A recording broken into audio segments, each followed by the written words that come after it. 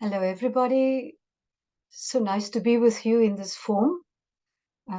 As you know, Samia has a very soft spot in my heart because I was closely involved in its origins.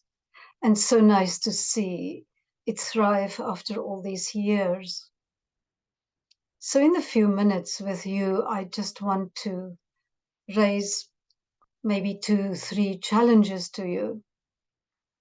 The first has to do with this shifts in the world, global shifts. There are 5 of them I want to highlight. And I want to challenge you to think about what these shifts mean for you today as Samia in South Africa and on the continent of Africa. So the first global shift that we need to be aware of is, of course, the digitalization of the world, the increasing presence of artificial intelligence. All of this allows us to do much more than before, to be connected in wonderful ways. It can be very positive. The negatives, while algorithms are racist, and artificial intelligence, social media, and everything that goes with that can manipulate us to think in very narrow, confined ways that also sometimes not only lie to us, but put us in channels that are in conflict with one another.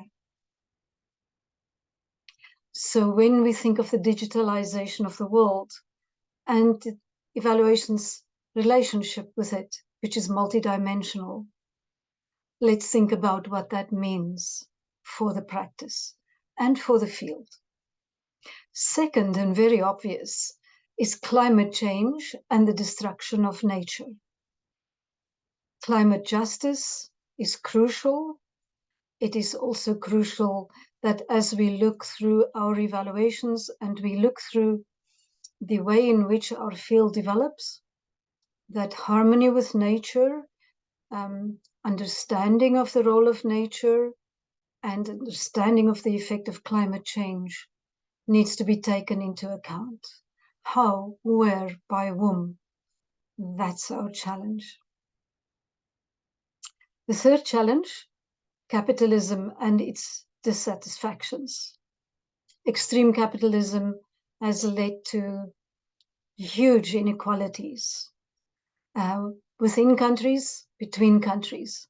It's causing conflict, it's destabilizing communities and societies, and it is destabilizing systems more broadly.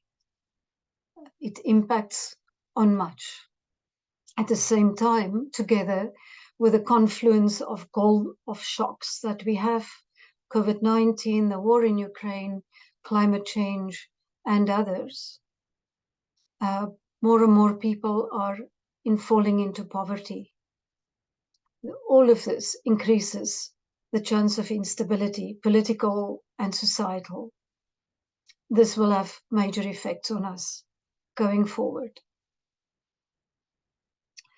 The fourth shift, Western dominance, is coming to an end. It's becoming a multipolar world. Many new geopolitical alliances are being created. Even resources are shifting, primarily to the east. And the most successful development examples are also from the east, and to some extent from Africa. The context in the East, Latin America, and Africa are much more similar than those who have traditionally been the sources of wisdom for what we do in evaluation and in how we think about the development of a country and a continent. We need to be far more careful about the narratives that determine how we think about change and about development. We need to be far more aware of the kind of narratives and beliefs about change that come from other cultures, from the East in particular, with the successes that they've had And their successes are often deeply embedded in systems thinking and in a deep understanding of how transformation can be achieved. There is much to learn from that part of the world.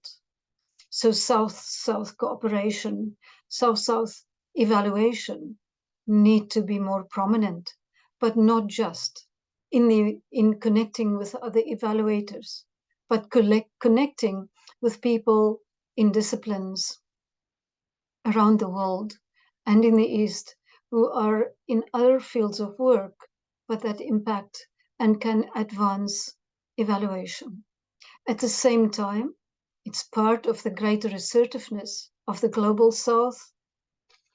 We also must deal with issues such as decolonizing evaluation and building on Africa-rooted and Africa-led evaluation. It is our responsibility because together with that, we are able to question the values, the principles, the narratives, and the ways in which we consider change. And in this term, how we think about change and how we evaluate for it, especially impact, transformational impact, it's our responsibility to understand that deeply and to do better than what's been done in the past. Because frankly, almost all development reports show that we've not been very effective.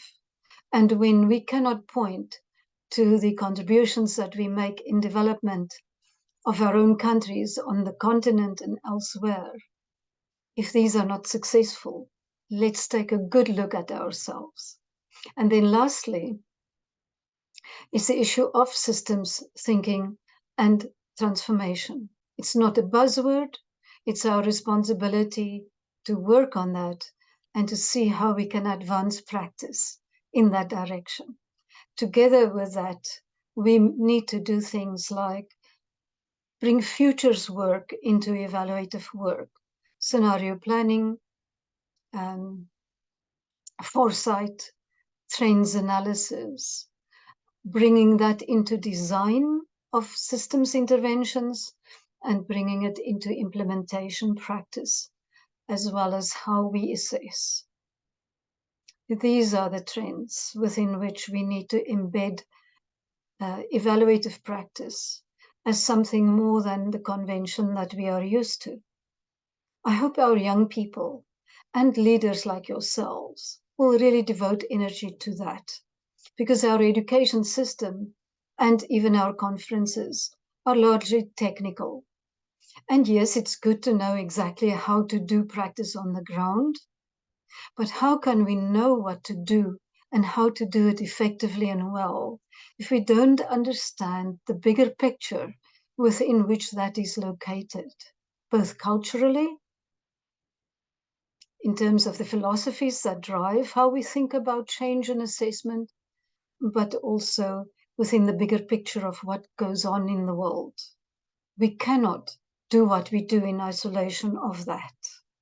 So I would like to challenge you all to see how Samia's work can be located within these bigger pictures, what it means for us from the conceptualization of the field of work to practice.